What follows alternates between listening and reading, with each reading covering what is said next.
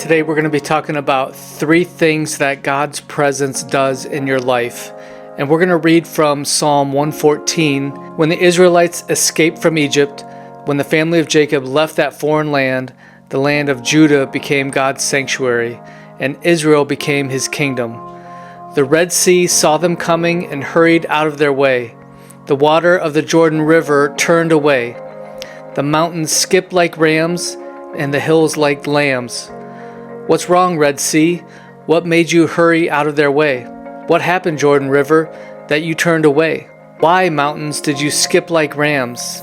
Why, hills, like lambs? Tremble, O earth, at the presence of the Lord, at the presence of the God of Jacob. He turned the rock into a pool of water. Yes, a spring of water flowed from solid rock.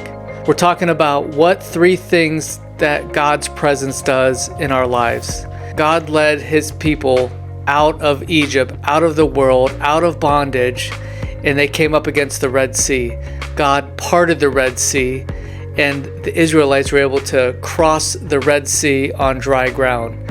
And when the enemies of God chased the children of Israel, what happened was the Red Sea came back over and it destroyed the enemies, those that were pursuing the children of God. And we are the children of God. If you believe in Jesus and you've accepted him as the Lord of your life, then you're a child of God, and his presence will protect you from your enemies that are chasing you. The second thing is, it says, the water of the Jordan River turned away. The Jordan River was the body of water that separated the children of God from their promised land. And what happened was the Ark of the Covenant, the presence of God, when it went into the Jordan River stopped flowing. And it stopped and allowed the children of Israel to cross again a body of water on dry ground so that they could get to their promised land. And that's representing the presence of God in our life, that he will make a way for us to get into our promised land. We have a promised land. We have a place that God has for us, a place of blessing, a place of prosperity, a place of peace and safety, and the presence of God will lead you there. So the presence of God not only will protect you from your enemies, he'll lead you into the promised land that he has for you. And the third thing is, the mountains skip like rams and the hills like lambs. Mountains and hills represent problems. Even when we get into our promised land, we still have problems in this life. And it's the presence of God that moves mountains. It moves hills. See, the mountains can represent big problems in our life, and the hills can represent maybe some small problems.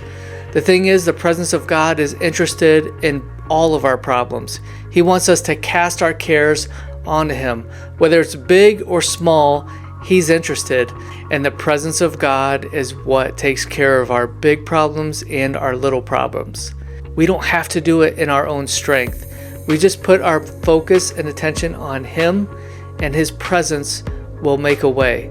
Follow the presence of God. That is the key. That is the secret.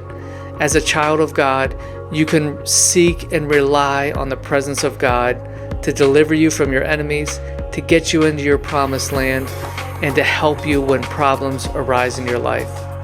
I hope you got something out of this. Don't forget to like and subscribe and share, and we'll see you on the next video.